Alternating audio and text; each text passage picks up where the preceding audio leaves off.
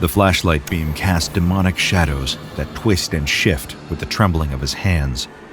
It makes the feeling worse, seeing those shadows twitch against the walls like they're somehow alive. But shadows can't be alive, can they?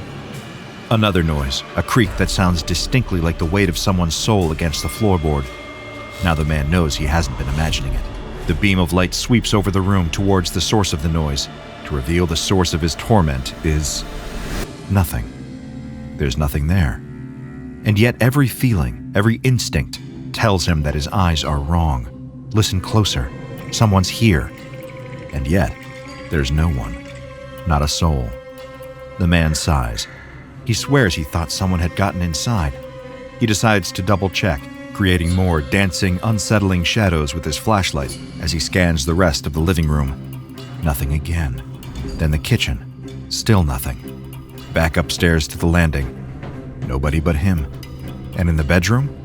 He's alone again. But he doesn't feel alone. In fact, he feels the opposite, the undeniable presence of someone else there.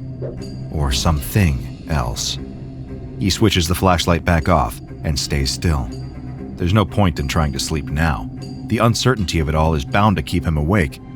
So he stands there, surrounded by the dark and the silence, just waiting for the next sign.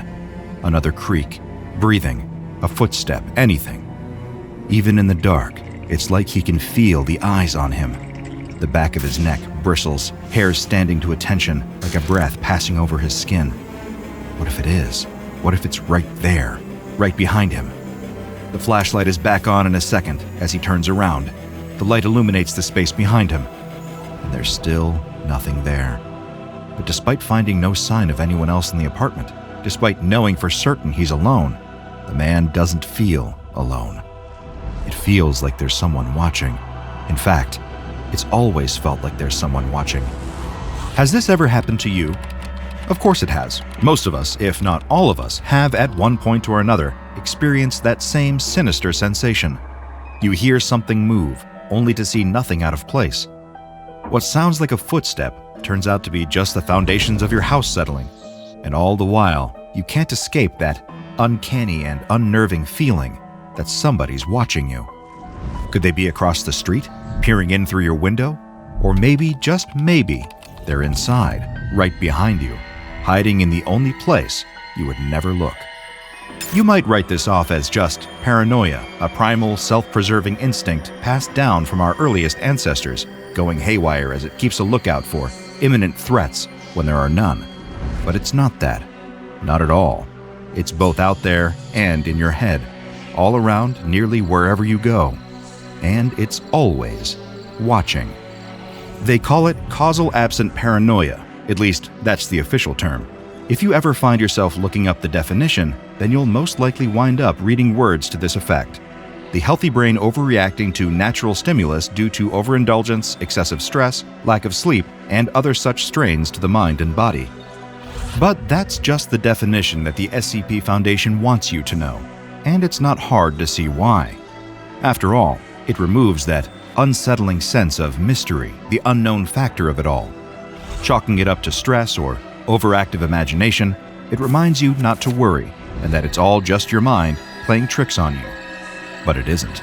Your brain is working fine, and is, in fact, warning you of danger. And that danger is SCP-3010. The Foundation's research has uncovered that the feeling of being watched stems from something very, very real, an undetectable entity that they have designated SCP-3010-1. You might be better acquainted with it as that brief dash of movement out of the corner of your eye, or the noises you can't explain. In other words, the things that go bump in the night. But if you ever get that feeling, like someone else is staring at you, observing you against your will, then that's your best indicator. You're not alone. It's in the room with you. And it's watching. Always watching. It doesn't happen every time. None of us are going around constantly feeling like some unseen entity is watching us. At least, the lucky ones aren't. While manifestations of the entity are somewhat random and inconsistent, the SCP Foundation has determined that certain requirements can first be met in order to deliberately cause SCP-3010-1 to successfully manifest. These specifics relate to the space that a person is currently inhabiting. For starters, anything too small won't work. So that's any tight or cramped spaces, single rooms, or sterile environments that are shut off from the outside world, like hospitals or prisons. Foundation containment cells also fall into this latter category. But anything bigger, particularly in houses or living spaces comprised of at least 500 square meters in terms of floor space, are prime real estate for the entity, SCP-3010-1, especially if the lights are turned down low, if not switched off completely, and if there's only one living person present inside. Now, if you were expecting that the moment you're next home alone, that you could just turn out the lights and summon SCP-3010-1, then you'd be wrong. At any rate, we wouldn't recommend trying it. Little is known about the entity itself. It has hardly anything in the way of physical traits that the Foundation knows about. In terms of where it first came from, why it depends on stalking and observing humans, or even what it wants, there are no answers. The Foundation has, however, learned the following things about SCP-3010-1. For one, it is totally imperceptible. It can't be observed at all, not in any perceivable wavelength of light. So put down the thermals and night vision goggles or the UV light. The only surefire way to tell, or rather, guess, where it is at any given time is after any kind of reactive incident with the entity. Secondly, the Foundation has noticed that SCP-3010-1 interacts differently with human beings who display the symptoms of avoidant disorders. This can include those suffering from social anxiety or inhibition, or who are typically withdrawn. Around a full half of people with these avoidant disorders will not react to scenarios wherein the entity manifests. In short, the reactive events caused by SCP-3010-1 often don't affect those with avoidant disorders, or at least 50% of those people. However, the half that the entity can interact with often feels the effects of SCP-3010 with a lot more intensity. The unnerving feeling of being watched becomes full-blown, inescapable paranoia. As for what exactly SCP-3010-1 looks like, the Foundation is at a loss. Given the entity can't be perceived, it makes getting a witness sketch or a mugshot somewhat tricky.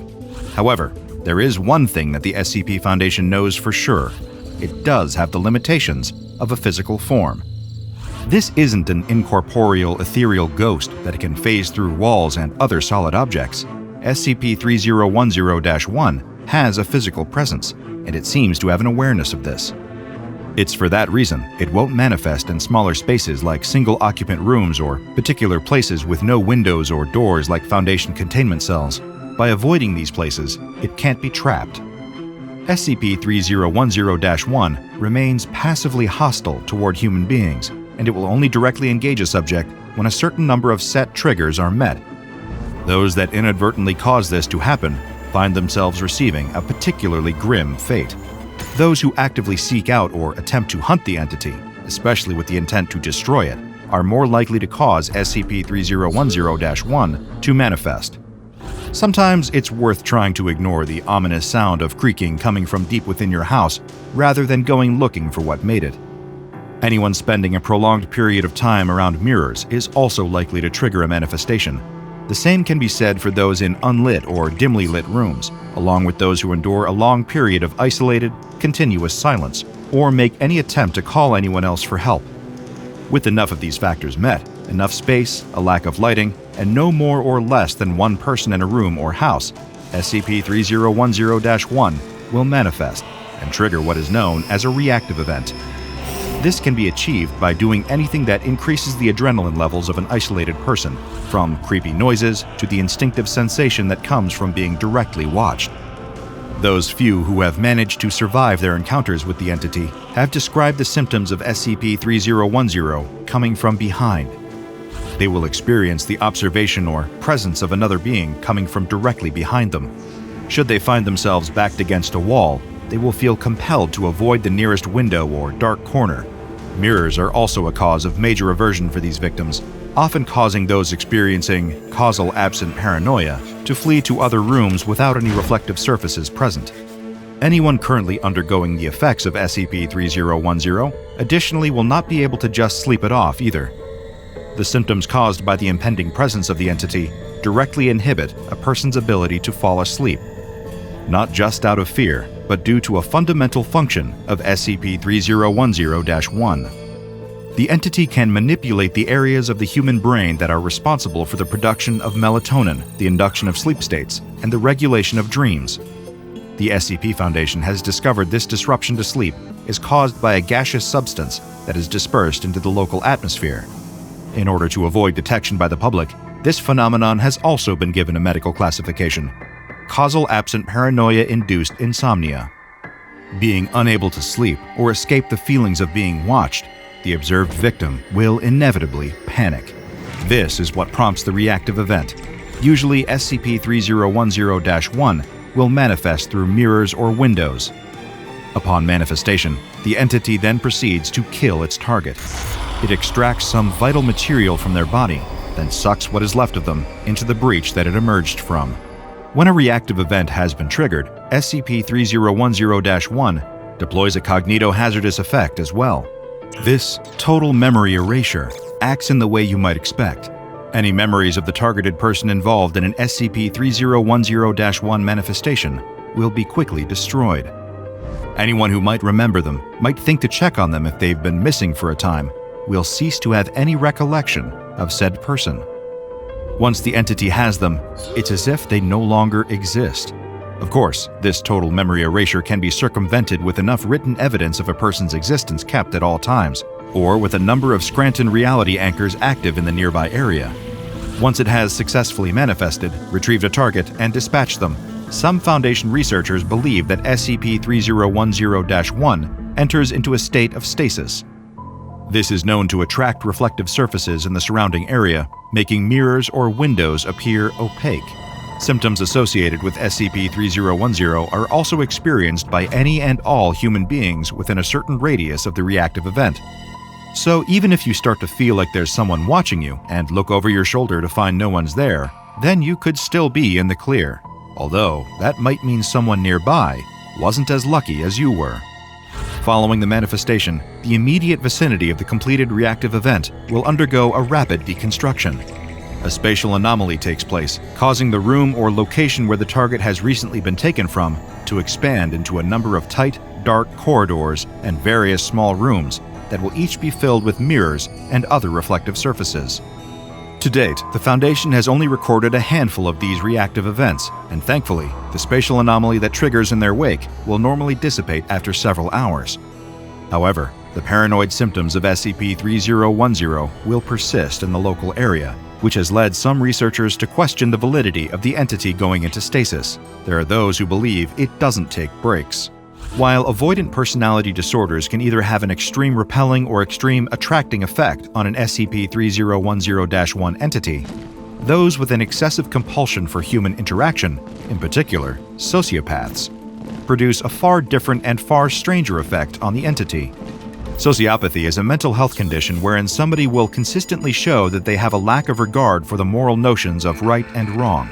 While not all are violent, many sociopaths will often ignore the feelings of others, unless they are attempting to manipulate those feelings. For example, appeasing somebody else to make themselves seem more likable and thus garner validation. Interactions between sociopaths and instances of SCP-3010-1 will often lead to the causation of several severe anomalies. One such sociopath has been incarcerated under the SCP Foundation, serving as a member of D-Class, the disposable subgroup of personnel comprised of violent criminals who often find themselves acting as human test subjects for anomalous experiments. This D-Class, D17729, also known as Mike, is selected for testing involving SCP-3010. The SCP Foundation constructs a specialized dummy house designed to keep the entity trapped. Inside these dummy households, a D-Class is placed, typically one that exhibits extremely reclusive tendencies. They are not told of the existence of SCP-3010-1, nor are they told what the entities are capable of.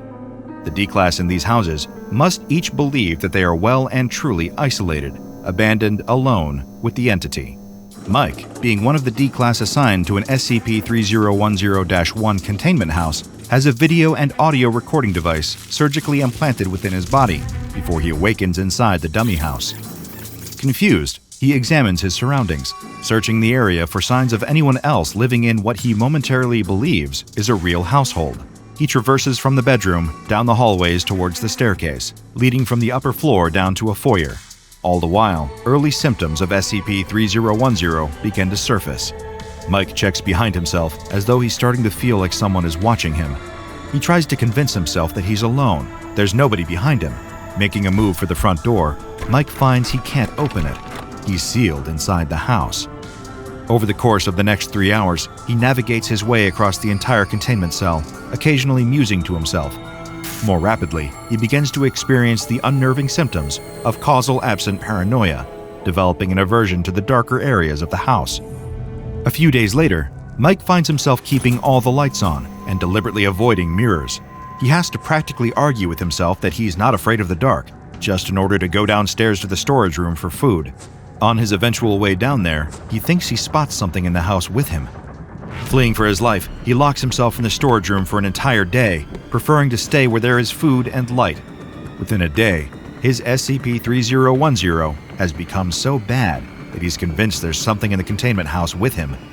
He fashions the shelving units from the storeroom into a makeshift barricade. Following his first whole week in containment with an SCP-3010-1 entity, Mike has stayed put in the storage room. He uses additional light fixtures to keep the room bright and begins tearing wiring out of the walls with the use of a makeshift crowbar. Thanks to his previous experience as an electrical engineer, after 9 days, he then creates a makeshift suit covered in light fixtures powered by a portable, hand-crank generator. Donning his light suit, Mike sets out to find and destroy SCP-3010-1, something we know only attracts it more. But after searching the containment cell for 4 hours, Mike falls asleep. This is incredibly rare in the presence of SCP-3010-1 instances, if not impossible. When he reawakens, he not only finds the storage room resupplied by Foundation personnel, but also that the lights have all been put out. Frantically, almost completely unhinged at this point, Mike looks for a weapon to fight any SCP-3010-1 he can find. The next day sees Mike rapidly searching through the containment house for SCP-3010-1 entities. Thinking he's found one, he rushes towards it while exclaiming he has light and for the entity to come out.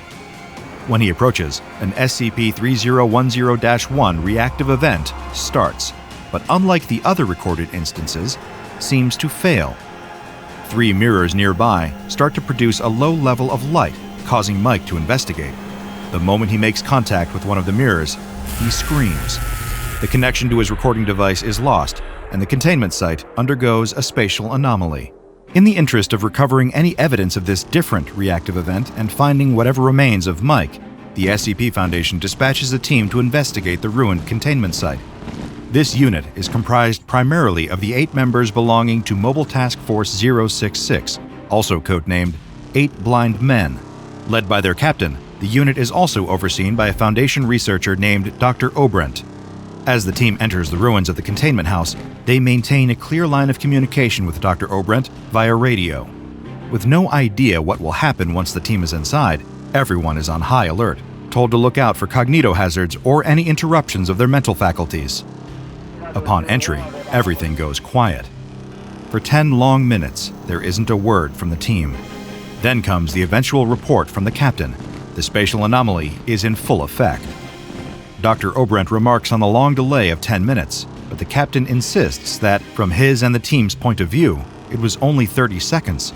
They quickly reach the conclusion that the spatial anomaly triggered by an SCP-3010-1 reactive event has, this time, resulted in time dilation. The team navigates their way through a repeating series of hallways, finding themselves in a copy of the foyer of the ruined containment site. It's only then that the captain realizes something is wrong. The team is down a man, MTF-066-8, but his men are confused. They tell him that there are only 7 members of MTF-066. Dr. Obrent concurs. The captain then points out that MTF-066-6 and MTF-066-7 are also both missing. Once again, the rest of the team insists they've never even heard of those people. Their team has always had 5 members. It's as if they can't remember, or their comrades have been erased from existence. 8 blind men were rapidly whittled down from 5 to 3 to just 1. The captain was lost and alone, frantic and paranoid. His remains are never recovered, and before long, the Foundation is forced to accept that their mobile task force, the 3 blind men, have all been killed in action, with no sign of the missing D-Class D-17729. But a series of unauthorized addendums have been left on the SCP-3010 file in the Foundation's archive. They seem to have been left by Mike, who recalls his old D-Class designation number. He describes being lost in a series of endless dark halls with only a few small rooms. He says that they probably hate it here because it's a waste of all their eyes. The entity has eyes. They've got eyes in the back of their head. They've got eyes in the back of their mouth. They don't like us, Foundation, but they watch us. They watch us for so long. Why do they hate us, Foundation? Why do they hate me? Why is it so dark? The addendum from Mike ends with him describing his entity coming out of the mirror. He says there's one for every room, right behind him, right behind you, right behind all of us. Check out the DrBob Patreon and become a junior researcher today. Now go and watch another entry from the files of DrBob, like SCP-150, Body Stealing Parasite, Ship of Theseus.